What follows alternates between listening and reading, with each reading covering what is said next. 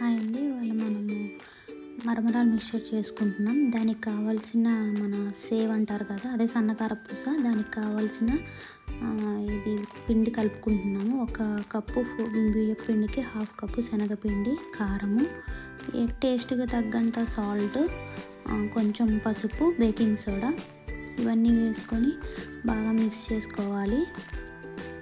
Water పోసినప్పుడు కాకుండా ఇలా ఉన్నప్పుడే మంచిగా మిక్స్ చేసుకోవాలన్నమాట. అప్పుడే మొత్తం మిక్స్ అవుతుంది.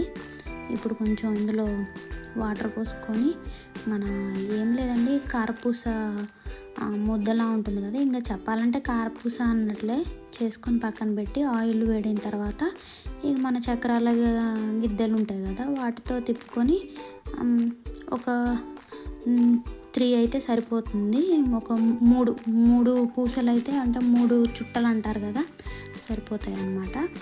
నాకైతే 3 వచ్చాయి. ఇంకో చూడండి, 3 వచ్చాయి. ఇప్పుడు మనము అదే దానికి కావాల్సిన వెల్లుల్లి, కరివేపాకు, ఇది బాగుంటుందన్నమాట. ఇది కొంచెం లైట్గా గ్రైండ్ చేసుకొని, మెత్తగా కాకుండా లైట్గా గ్రైండ్ చేసుకొని పక్కన పెట్టుకుందాం. ఇప్పుడు ఆయిల్ వేడెక్కిన తర్వాత అటుకులు వేయించుకుంటున్నానండి. ఈ మిక్చర్లో వేయించిన అటుకులు కూడా చాలా టేస్టీగా ఉంటాయి.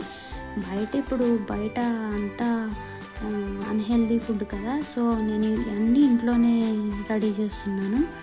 చూడొచ్చు, అదే సేవ్ అంటారు కదా, అదే కారపూస, ఇవి అటుకులు, మళ్ళీ ఇంకా అంతా మొత్తం ఇంట్లోనే చేసుకుంటున్నాను.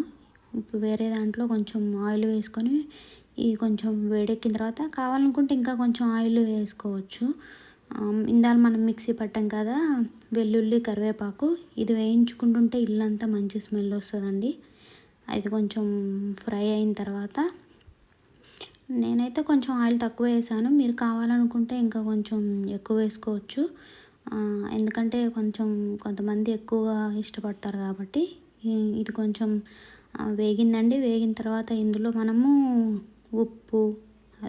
పసుపు, ఉప్పు, కారం, ఇవన్నీ వేసుకొని మిక్స్ చేసుకొని కొంచెం వేయింపుకోవాలన్నమాట. మంచిగా మిక్స్ చేసుకొని అవి కొంచెం మంచిగా, అంటే నూనెలో మంచిగా ఫ్రై అయ్యేలా చూసుకోవాలి. కానీ ఇది చేస్తుంటే మంచి స్మెల్ వస్తుందండి.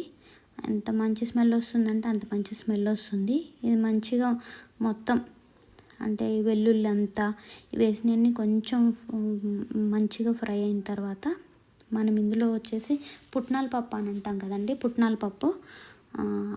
పప్పు వేసుకోవాలి. పుట్నాల పప్పు తర్వాత మనం వేయించి పెట్టుకున్నాం కదా అటుకులు, ఇప్పుడు ఈ అటుకులు వేస్తాను. ఇప్పుడు అటుకులు, పుట్నాల పప్పు, ఇవి 2 మంచిగా మిక్స్ చేసుకోవాలి. అంటే మనం వేయించుకున్న అది ఉంటుంది కదా, మిక్చర్కి కావాల్సిన కారము, ఉప్పు, వెల్లుల్లి, కరివేపాకు, ఇదంతా మంచిగా పట్టేంత వరకు మిక్స్ చేసుకోవాలి. మంచిగా అంటే మొత్తం మిక్స్ అయ్యేలా కలుపుకోండి. మిక్స్ అయిన తర్వాత ఇప్పుడు మళ్ళీ మనం మరమరాలు వేసుకోవాలి. 1 by 1 వేసుకుంటూ మిక్స్ చేసుకుంటూ కలపాలి. ఇప్పుడు మరమరాలకి పట్టే విధంగా మనం మొత్తం మిక్స్ చేయాలన్నమాట.